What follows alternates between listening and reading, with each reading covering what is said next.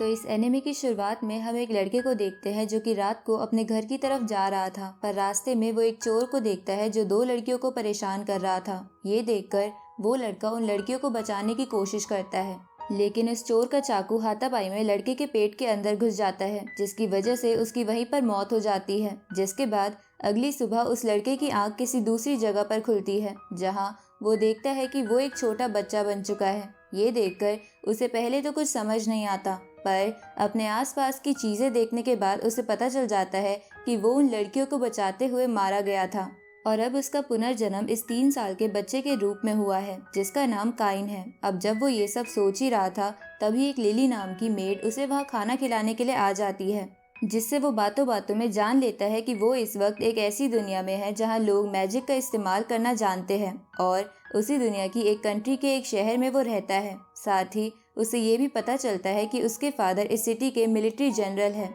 इसलिए कंट्री के राजा की तरफ से उन्हें एक आलीशान घर मिला हुआ है और उसी घर में वो अपनी फैमिली यानी भाई बहन, मॉम और फादर के साथ रहता है। अब काइन ये सब जान के बहुत खुश हो जाता है क्योंकि उसे मैजिक एंड उससे रिलेटेड चीजें बहुत अच्छी लगती थी, लेकिन उसे अपने फादर से पता चलता है कि उसे मैजिक इस्तेमाल करने से पहले 5 साल का होना होगा, क्योंकि इस वर्ल्ड में हर किसी के लिए उसके 5 साल का होने पर एक बैप्टिज्म नाम का रिचुअल होता था, जिसके बाद ही किसी को मैजिक करना अलाउड था। पर काइन ये सब नहीं मानता और छुप छुप कर बुक्स की मदद से मैजिक सीखने लगता है। अब 2 साल ऐसे ही बीत जाते हैं और अब काइन 5 साल का हो गया था, इसलिए वो रिचुअल के लिए अपनी फैमिली वालों के साथ टेंपल में जाने लगता है, जहाँ रास्ते में उसे अपनी फैमिली से पता चलता है कि रिचुअल के बाद हर बच्चे को सभी 7 गॉड में से किसी एक गॉड की ब्लेसिंग मिलती है, जिसकी वजह से वो बच्चा उस गॉड का मैजिक इस्तेमाल कर सकता है। साथ ही लेवल 1 वाली ब्लेसिंग सबसे वीक और लेवल 5 वाली ब्लेसिंग सबसे स्ट्रॉन्ग होती है। अब काइन रिचुअल के लिए टेंपल में आ जाता है, जहां जब वो रिचुअल कर रहा था तो वो अचानक से टेलीपोर्ट होकर सभी 7 गॉड के सामने आ जाता है, जहां सभी गॉड्स उसे बताते हैं कि हम सब ने तुम्हें एक खास काम के लिए चुना है। साथ ही वो सभी 7 गॉड्स लेवल 10 वाली ब्लेसिंग काइन को दे देते हैं, जिसे देखकर काइन चौंक जाता है और उन ब्लेसिंग्स को एक हाइडिंग पावर से कम कर देता है ताकि वो एक नॉर्मल इंसान की तरह जी सके। पर वो अपनी मैजिक पावर छुपाना भूल जाता है और जब उसकी फैमिली को उसकी मैजिक पावर का पता चलता है तो वो हैरान हो जाती है, क्योंकि काइन के पास 5 साल का होने के बावजूद भी एक सोल्जर जितनी मैजिक पावर थी। इसलिए काइन के फादर उसे ये मैजिक पावर किसी को भी दिखाने से मना करते हैं, ताकि किसी को ये ना लगे कि काइन ने चीटिंग से अपनी मैजिक पावर को बढ़ाया है।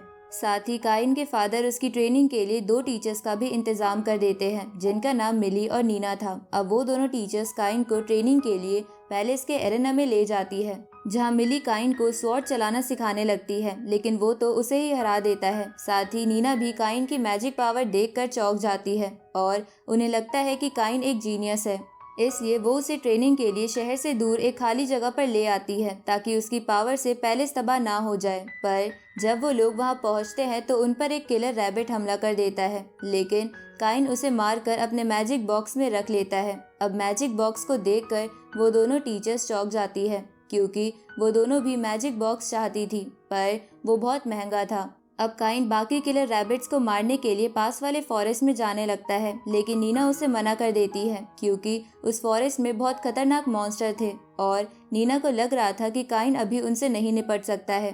अगले दिन नीना और मिली काइन के साथ एक बार में आ जाते हैं ताकि वो मॉन्स्टर्स के बारे में उस बार की रिसेप्शनिस्ट से जानकारी ले सके, क्योंकि वहाँ पर बहुत से हंटर्स आते थे। लेकिन वहाँ पर एक बुरा हंटर मिली और नीना को परेशान करने लगता है, लेकिन काइन उस हंटर की स्वॉर्ड अपने हाथों से पकड़कर उसे बार के बाहर फेंक देता है। इसके बाद काइन अपनी दोनों टीचर्स के साथ हंटिंग और ट्रेनिंग के लिए निकल जाता है। अब ऐसे ही 3 साल और बीत जाते हैं, जहां काइन की ट्रेनिंग खत्म हो गई थी, इसलिए काइन अपनी टीचर्स को थैंक यू के रूप में मैजिक बैग देने का डिसाइड करता है और इसी के लिए वो उस फॉरेस्ट के आउटर पार्ट से 2 बहुत खतरनाक मॉन्स्टर को मार के उनका मटेरियल रख लेता है, जिसके बाद वो उन मटेरियल से मैजिक बैग बनाकर अपनी टीचर्स को गिफ्ट करता है।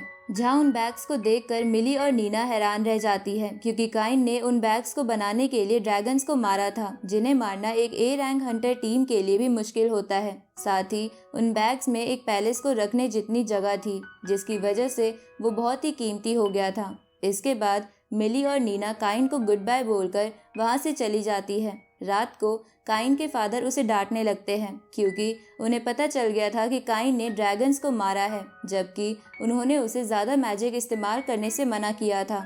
अब हम 2 साल के बाद का सीन देखते हैं, जहां काइन अपनी फैमिली के साथ कैपिटल में जा रहा था ताकि उसकी बड़ी बहन का एडमिशन रॉयल स्कूल में हो सके। लेकिन वहां जाते समय काइन को अपनी सर्च स्किल्स की मदद से पता चलता है कि वहां से कुछ दूरी पर बहुत से मॉन्स्टर्स ने कुछ सैनिकों को घेर रखा है। अब ये जानकर वो बहुत तेजी से उन सैनिकों को बचाने के लिए जाने लगता है और कुछ ही सेकेंड्स में वहां पहुंचने के बाद सभी मॉन्स्टर्स को मार देता है। तभी वहां उसके फादर भी आ जाते हैं, जिसके बाद उन्हें पता चलता है कि वो सभी सैनिक रॉयल गाड़ी को लेकर वहां से जा रहे थे। उसी वक्त गाड़ी के अंदर से राजकुमारी टेलेस्टिया और उसकी दोस्त सिल्क बाहर निकलती है, पर वो दोनों डरी हुई थी। तो काइन अपने मैजिक से उन्हें रिलैक्स कर देता है, जिसकी वजह से उन दोनों को काइन पसंद आने लगता है क्योंकि गाड़ी के अंदर से उन्होंने काइन को लड़ते हुए भी देखा था। इसके बाद वो सभी कैपिटल की तरफ जाने लगते हैं, लेकिन सिल्क और टेलेस्टिया काइन को अपने से दूर नहीं होने देती। अब थोड़े दिनों के बाद वो कैपिटल में पहुंच जाते हैं, जहां जब राजा को जब ये बात पता चलती है कि काइन ने सिल्क और टेलेस्टिया की जान बचाई थी, तो वो काइन को एक रॉयल टाइटल के साथ एक मेंशन और कुछ कॉइन्स भी दे देता है। इसके बाद राजा काइन और उसके फादर को अपने रूम में बुलाकर काइन की शादी टेलेस्टिया से करने की बात करता है, क्योंकि वो काइन की पावर के बारे में सुनकर काफी इम्प्रेस हो चुका था। साथ ही किंग का राइट हैंड यानी सिल्क का फादर भी काइन को सिल्क से शादी करने के लिए कहता है। तो काइन ये सुनकर सोच में पड़ जाता है, लेकिन वो राजा को मना भी नहीं कर सकता था, इसलिए वो ना चाहते हुए भी उन दोनों से शादी करने के लिए मान जाता है। तो फिलहाल के लिए काइन की सीक्रेटली उन दोनों से एंगेजमेंट भी करा दी जाती है। आगे काइन टेम्पल में जाकर गॉड से मिलता है, जहाँ सभी गॉड्स काइन से कहते हैं कि हम यहाँ बैठे बैठे बोर हो रहे हैं, इसलिए तुम्हें हमारे लिए कुछ करना होगा। ये सुनकर काइन अपनी बहन की दोस्त की शॉप में आ जाता है, जिसके फादर टॉयज बनाया करते थे। अब उस फादर से मिलकर काइन एक ब्लूप्रिंट दिखाते हुए उन्हें एक रिवर्सी नाम की गेम बनाने को कहता है, क्योंकि रिवर्सी के बारे में यहाँ कोई नहीं जानता था। साथ ही इससे गॉड्स की बोरियत भी दूर हो सकती थी। तो वो फादर काफ़ी मेहनत करने के बाद रिवर्सी गेम क्रिएट कर देता है, जिसे देखकर काइन खुश हो जाता है क्योंकि वो परफेक्ट बनी थी। इसलिए वो उस फादर को कुछ गोल्ड कॉइन्स देकर उनसे और भी रिवर्सी बनाने को बोलता है, ताकि वो दोनों उसका बिजनेस करके पैसे कमा सके। इसके बाद काइन सभी गॉड्स के पास आकर उन्हें वो गेम सिखा देता है। तो गॉड्स को वो गेम काफ़ी पसंद आ जाती है और वो हर वक्त वही खेलने लगते हैं। आगे काइन किंग की एक पार्टी में आ जाता है, जहाँ सिल्क काइन के पास आकर उसे बातें करने लगती है। तभी वहाँ एक बदमाश बच्चा आकर सिल्क को इम्प्रेस करने के लिए काइन का मजाक उड़ाने लगता है और उसे फाइट के लिए चैलेंज भी कर देता है। लेकिन जब उसे पता चलता है कि काइन के पास रॉयल टाइटल है, तो वो अपने दोस्तों के साथ वहाँ से भाग जाता है। ये देखकर सिल्क बहुत खुश हो जाती है और काइन को डेट पर चलने को कहती है। उसी वक्त टेलेस्टिया भी वहाँ आकर यही बात बोलती है, पर तभी वहाँ राजा आकर काइन से बात करने के लिए उसे एक रूम में ले आते हैं, जहाँ काइन राजा को रिवर्सी गेम गिफ्ट करता है, जो राजा को भी काफ़ी पसंद आती है। जिसके बाद राजा काइन को सिल्क और टेलेस्टिया के साथ एंगेजमेंट वाली बात सीक्रेट रखने को कहता है, क्योंकि वो लोग अभी बहुत छोटे थे। तो काइन इसके लिए मान जाता है। अगले दिन काइन राजा के गिफ्ट किए हुए पैलेस में आ गया था, पर काइन देखता है कि वो मेंशन काफी गंदा और वीरान पड़ा हुआ है। तो वो अपने मैजिक की मदद से कुछ ही सेकेंड्स में पूरे मेंशन को साफ और नया कर देता है। तभी वहाँ लिली भी कुछ सर्वेंट्स और एक बटलर जिसका नाम कोलन था उनके साथ आ जाती है और काइन को बताती है कि उसके फादर ने उन्हें यहाँ काइन की मदद के लिए भेजा है। अब कुछ देर बाद काइन के फैमिली वाले भी काइन के मेंशन को देखने के लिए आते हैं, जहाँ काइन के फादर उससे कहते हैं कि भले ही ये मेंशन काफ़ी बड़ा और सुंदर है, लेकिन ये एक नोबल मेंशन की तरह नहीं लग रहा है, क्योंकि हर नोबल मेंशन में कुछ यूनिक चीज़ें होती हैं। तो ये सुनकर काइन वहाँ एक ग्रेड ए मॉन्स्टर की बॉडी लगा देता है, जिसको उसने कुछ दिन पहले हंट किया था। तो उस मॉन्स्टर को देखकर काइन के फादर हैरान हो जाते हैं। उसी वक्त उन सबको काइन की मॉम की चीख सुनाई देती है, जो बाथरूम में जेट स्प्रे की वजह से डर गई थी, क्योंकि उन्होंने पहले ऐसा कुछ नहीं देखा था, लेकिन उन्हें ये पसंद भी बहुत आया था। तो काइन के फादर भी जेट स्प्रे का इस्तेमाल करते हैं और उन्हें भी वो बहुत पसंद आता है, इसलिए वो काइन को वो स्प्रे अपने खुद के पैलेस में लगाने को बोल देते हैं। इसके बाद उसके फादर काइन को सभी नोबल्स को एक पार्टी देने के लिए कहते हैं, जिसके लिए काइन मान जाता है और शाम को पार्टी के लिए प्लानिंग करने लगता है, जहां वो सबसे पहले अपने मैजिक से ग्लो करने वाला ग्लास बनाता है।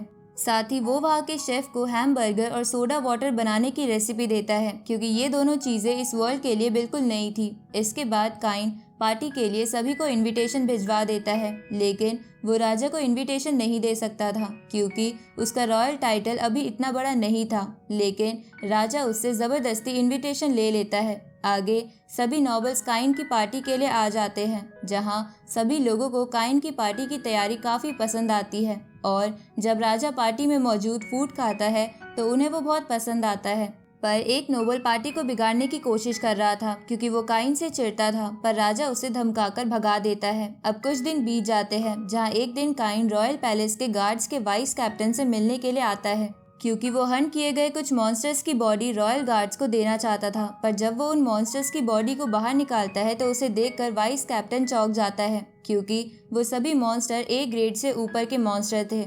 इसके बाद वाइस कैप्टन काइन को अपने सभी सोल्जर से मिलवाने के लिए ले आता है और उन्हें काइन की ताकत के बारे में बताने लगता है, लेकिन उन सोल्जर्स को इस बात पर विश्वास नहीं हो रहा था। इसलिए उनमें से एक सोल्जर काइन से फाइट के लिए आगे आ जाता है, लेकिन काइन अपने एक ही अटैक से उसकी स्वॉर्ड को तोड़ देता है। तभी वहाँ उनकी कैप्टन भी आ जाती है, जो कि एक एल्फ थी और उसे लग रहा था कि उसके सोल्जर काइन को परेशान कर रहे हैं। तो वाइस कैप्टन उसे सारी बात बताता है कि काइन बहुत ताकतवर है और वो बस उसके साथ प्रैक्टिस कर रहे थे। तो ये जानकर कैप्टन भी काइन को बैटल के लिए चैलेंज कर देती है। इसके बाद वो दोनों वहीं पर लड़ने लग जाते हैं, जहां काइन उस कैप्टन को भी हरा देता है, जिसको देखकर कैप्टन, जिसका नाम तेजुओना था, वो काइन से इम्प्रेस हो जाती है और वो उसे गले लगाते हुए कहती है कि मैंने डिसाइड कर लिया है कि जब तुम बड़े हो जाओगे तो मैं तुमसे ही शादी करूंगी। तो ये बात काइन जाकर राजा को बताता है। साथ ही वहाँ पर काइन के फादर भी थे, जो काइन को बताते हैं कि तिजुओना एल्फ कंट्री की प्रिंसेस है, पर वो अपने आप को साबित करने के लिए यहाँ आकर रॉयल गार्ड की ड्यूटी कर रही है। ये जानकर काइन शॉक हो जाता है। तभी राजा कहता है कि क्योंकि तिजुओना एक प्रिंसेस है, इसलिए मैं उसे किसी से शादी करने से नहीं रोक सकता। अब राजा तिजुओना को सिल्क और टेलेस्टिया के एंगेजमेंट वाली बात बता देता है, जिसे सुनकर तिजुओना शॉक तो होती है, लेकिन वो फिर भी अपने फैसले से पीछे नहीं हटती, जिसकी वजह से राजा भी अब कुछ नहीं कर सकता था। आगे राजा सोचने लगता है कि आखिर काइन इतना ताकतवर कैसे है जो उसने तिजुओना को भी हरा दिया। तभी उसे उसका मंत्री एक आइडिया देता है, जिसके बाद हम अगले दिन का सीन देखते हैं, जहाँ किंग काइन को अपने पास एक बुक पढ़वाने के लिए बुलाता है, जिसको उनमें से कोई भी नहीं पढ़ पाया था क्योंकि उसकी लैंग्वेज जापानीज थी, जिसके बारे में वो लोग नहीं जानते थे। पर जब काइन उस बुक को पढ़ता है तो उसे उस बुक की लैंग्वेज समझ आ जाती है और उसे पता चलता है कि इस बुक को यहाँ के फर्स्ट राजा ने लिखा था, जो कि खुद अर्थ से टेलीपोर्ट होकर यहाँ आए थे। तभी राजा जब देखता है कि काइन उस बुक को पढ़ पा रहा है तो वो उससे इस बारे में पूछता है कि जो बुक हमारे फर्स्ट राजा ने लिखी थी उसे तुम कैसे पढ़ पा रहे हो। साथ ही वहाँ मौजूद सिल्क का फादर और काइन का फादर भी उस पर सच्चाई बताने के लिए दबाव डालने लगते हैं। तो काइन उन्हें बता देता है कि उसके पास उसकी प्रीवियस लाइफ की मेमोरी है, साथ ही उसे सभी गॉड की लेवल 10 वाली ब्लेसिंग मिली हुई है। तो ये जानकर राजा के साथ साथ सभी लोग चौंक जाते हैं और राजा सबको काइन का ये सीक्रेट किसी दूसरे को बताने से मना करता है। आगे हम काइन को हंटर एसोसिएशन के ऑफिस में देखते हैं, जहां वो अपना रजिस्ट्रेशन करने आया था। तो रजिस्ट्रेशन करने के बाद काइन को जी रैंक के साथ एक टास्क भी मिल जाता है, जिसमें उसे कुछ गॉब्लिन्स को हराना था। तो ये जानकर काइन टास्क पूरा करने के लिए जंगल की तरफ जाने लगता है, लेकिन रास्ते में उसे तिजुआना मिल जाती है और उसके साथ फॉरेस्ट में आ जाती है, जहां वो दोनों मिलकर बहुत सारे ग्रीन गॉब्लिन्स को हंट करते हैं। उसी वक्त उन पर बहुत सारी ग्रीन लिजार्ड हमला कर देती है, जिसे देखकर काइन तिजुआना को वहां से जाने को बोलकर खुद इन ग्रीन लिजार्ड से लड़ने का डिसाइड करता है, जिसके बाद काइन आइस पिलर्स का इस्तेमाल करके उन सभी को कुछ ही सेकंड्स में मार देता है। अब जब काइन वापस हंटर एसोसिएशन के ऑफिस में आकर ये सब बताता है कि उसने टोटल 30 ग्रीन लिजार्ड का हंट किया है, तो ये सुनकर वहाँ की रिसेप्शनिस्ट चौंक जाती है और वो काइन को लेकर वहाँ के मैनेजर के पास आ जाती है। पर वो मैनेजर काइन को चीटर बोलने लगता है क्योंकि उसे विश्वास नहीं हो रहा था कि एक छोटे बच्चे ने सी ग्रेड वाले 30 मॉन्स्टर को अकेले मार दिया है। तभी वहाँ तिजुआना का ब्रदर भी आ जाता है, जो कि असल में वहाँ का हेड था। साथ ही उसे काइन के बारे में सब कुछ पता था कि वो कितना ताकतवर है। अब जब वो मैनेजर को ये सब बताता है कि काइन के पास रॉयल टाइटल है, तो ये जानकर वो मैनेजर काइन से माफ़ी मांगने लगता है क्योंकि वो उसे कोई आम आदमी समझ रहा था, तो काइन उसे माफ़ कर देता है। जिसके बाद तिजुआना का भाई काइन से बोलता है कि क्योंकि तुमने 30 ग्रीन लिजार्ड्स को हराया है तो मैं तुम्हें जी से सी रैंक पर प्रमोट कर रहा हूँ। पर तभी वहाँ तिजुआना आकर अपने भाई को बताती है कि काइन ने अर्थ ड्रैगन्स को भी हराया हुआ है और वो रॉयल गार्ड्स में सबसे ताकतवर है। तो ये जानकर उसका भाई काइन की रैंक ए कर देता है, लेकिन इसके लिए 1 महीने के अंदर अंदर काइन को एक छोटा सा टास्क करना होगा ताकि सभी हंटर्स को भी यकीन हो जाए कि काइन ए रैंक के लिए लायक है। इधर हम सभी गॉड्स को देखते हैं जहां एक गॉड सभी को बताता है कि एरन की सील जल्द ही ब्रेक हो सकती है, इसलिए हमें काइन की ट्रेनिंग के लिए कुछ करना होगा। तो एरन की सील का नाम सुनकर सभी गॉड्स घबरा जाते हैं और काइन को ट्रेनिंग के लिए एक बंदे के पास भेजने का डिसाइड करते हैं। इधर अगली सुबह काइन रॉयल स्कूल में एडमिशन के लिए एग्जाम देने के लिए आ जाता है, जहां सबसे पहले सभी का नॉलेज टेस्ट था, जिसमें काइन कुछ ही टाइम में सभी क्वेश्चंस को सॉल्व कर देता है। जिसके बाद उनका मैजिक टेस्ट होता है, जहां काइन अपनी थोड़ी सी पावर से वहां बनी दीवार को डिस्ट्रॉय कर देता है। अब अगला था उनका स्वॉर्ड फाइटिंग टेस्ट, जिसमें काइन एक ए रैंक हंटर क्लॉड से फाइट करता है, जिससे वो हंटर एसोसिएशन में मिला था। आगे एग्जाम का रिजल्ट अनाउंस होता है, जहां काइन ने एग्जाम में टॉप किया था। साथ ही टेलेस्टिया और सिल्क भी 2nd और 3rd पोजीशन पर थी। अगले दिन काइन स्कूल में पढ़ने के लिए आ जाता है, जहां सिल्क और टेलेस्टिया उसका पीछा ही नहीं छोड़ रही थी, इसलिए वो स्कूल में घूमने लगता है। जहां ऐसा करते हुए वो देखता है कि वो पहले वाला बदमाश लड़का उसकी बहन की दोस्त को परेशान कर रहा है, तो काइन उसे वहां से डराकर भगा देता है। तभी काइन को किसी की आवाज़ सुनाई देती है जो उसे लाइब्रेरी में बुला रही थी। पर जब काइन लाइब्रेरी में आता है तो वहां से टेलीपोर्ट होकर किसी दूसरी जगह पर पहुंच जाता है, जहां वो देखता है कि एक पर्सन कॉफ़ी बना रहा था, जिसको देखकर काइन चौंक जाता है क्योंकि इस वर्ल्ड के लोगों को कॉफ़ी के बारे में कुछ भी नहीं पता था। तभी वो बंदा काइन को अपना नाम हिरासावा बताता है। इसके बाद वो दोनों बैठकर बातें करने लगते हैं, जहाँ हिरासावा काइन को बताता है कि मैं इस किंगडम का फर्स्ट किंग हूँ, जो कि सेम तुम्हारी तरह अर्थ से यहाँ आ गया था। साथ ही वो काइन से कहता है कि मुझे सभी गॉड्स ने तुम्हें ट्रेनिंग देने के लिए कहा है। इस पर काइन उससे पूछता है कि मैं तो पहले से ही स्ट्रांग हूँ, तो फिर मुझे ट्रेनिंग की क्या ज़रूरत है। तो ये सुनकर हिरासावा काइन को उससे एक कुकी छीनने को कहता है, जिसे काइन नहीं छीन पाता। इसलिए वो हिरासावा का स्टेटस चेक करता है और उसे पता चलता है कि हिरासावा भी एक गॉड है। तो ये जानकर काइन हैरान हो जाता है और हिरासावा से पूछता है कि मुझे स्ट्रांग बनने की ज़रूरत क्यों है। इस पर हिरासावा उससे बोलता है कि तुम्हें एविल गॉड एरन के साथ फाइट करनी है, जिसे मैंने अपने कुछ साथियों के साथ 300 साल पहले सील कर दिया था, लेकिन अब वो सील टूटने वाली है। ये सुनकर काइन उससे पूछता है कि तो फिर आप ही उसे दोबारा सील क्यों नहीं कर देते। तो हिरासावा उसे बताता है कि मैं अब गॉड ऑफ क्रिएशन बन चुका हूँ, इसलिए मैं मोर्टल लोगों के मैटर में इंटरफेयर नहीं कर सकता, जिसकी वजह से अब सब कुछ तुम्हें ही करना होगा। इसके बाद वो काइन के साथ दूर एक ओशन के ऊपर आ जाता है, जहाँ काइन हिरासावा से पूछता है कि मुझे इस वर्ल्ड में पुनर्जन्म करके क्यों बुलाया गया है। ये सुन के हिरासावा उससे कहता है कि ये बात मैं तुम्हें तुम्हारी ट्रेनिंग के एंड में बताऊंगा, इसलिए तुम बस अभी ट्रेनिंग पर ध्यान दो। अब हिरासावा काइन को उसकी पहली ट्रेनिंग के बारे में बताता है कि उसे उस ओशन से वापस हिरासावा के घर तक मॉन्स्टर से लड़ते हुए पहुंचना होगा।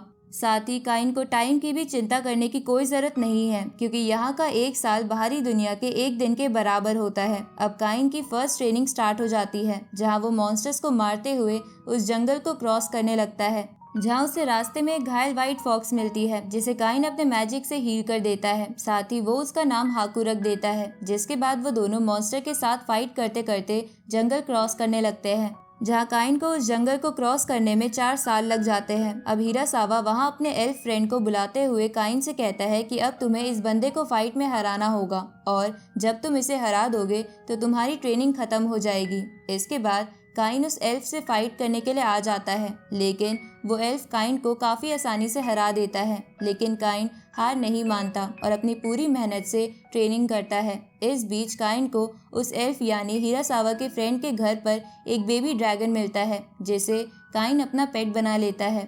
अब ऐसा करते हुए 1 साल बीत जाता है, जहां फाइनली काइन ने उस एल्फ को हरा दिया था। इसके बाद हिरासावा काइन को सब सच बता देता है कि 300 साल पहले तक एरन बाकी गॉड्स की तरह एक गॉड था, लेकिन वो धीरे धीरे बुरा बनता गया और अपनी पावर से उन लोगों को आपस में लड़वाने लगा। इसलिए यहाँ के बाकी गॉड्स ने हमारी दुनिया यानी जापान से मुझे और मेरे कुछ दोस्तों को समन किया, क्योंकि गॉड होने की वजह से वो मोर्टल लोगों के बीच में नहीं आ सकते थे। इसलिए उन्होंने हमें एक सील देकर एरन को रोकने के लिए कहा, जिसमें हम कामयाब भी हो गए। लेकिन इसमें मेरे 2 दोस्तों की मौत हो गई, जो और कोई नहीं बल्कि तुम्हारे पेरेंट्स थे, और इसलिए ही तुम्हें इस वर्ल्ड में बुलाया है। ये सुन के काइन अपने पेरेंट्स की ग्रेव के पास जाकर रोने लगता है, क्योंकि वो अपने पेरेंट्स से बहुत प्यार करता था। इसलिए वो डिसाइड करता है कि वो एरन को हराकर सबको ज़रूर बचाएगा। इसके बाद काइन हिरासावा से वापस मोटर वर्ल्ड में जाने की परमिशन मांगता है, क्योंकि वो पिछले 5 साल यानी 5 दिनों से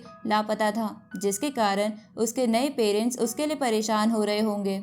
तो हिरासावा काइन की एज पहले जैसी करके उसे वापस मोटल वर्ल्ड में भेज देता है। आगे हम काइन को देखते हैं, जहाँ वो राजा को हिरासावा के बारे में सब कुछ बता रहा था कि वो उनसे ट्रेनिंग लेकर आया है, लेकिन राजा उस पर बिलीव नहीं करता। इसके बाद वो हंटर ऑफिस में आ जाता है, जहाँ उसे पता चलता है कि उसने ए रैंक पर पहुंचने के बाद वाला टास्क अभी तक पूरा नहीं किया है, और अगर वो उसे पूरा नहीं करेगा तो उसका रजिस्ट्रेशन कैंसिल हो जाएगा। तो ये जानकर काइन उस टास्क को जल्दी से पूरा कर देता है, क्योंकि उसमें उसे बस कुछ गुंडों को पकड़ना था। साथ ही उन्हीं गुंडों को पकड़ते समय काइन फिर से मिली और नीना से मिलता है, जो दोनों काइन की बढ़ी हुई स्ट्रेंथ से काफ़ी इम्प्रेस थी। और जब उन्हें पता चलता है कि काइन रैंक ए पर पहुंच चुका है तो वो दोनों चौंक जाती है।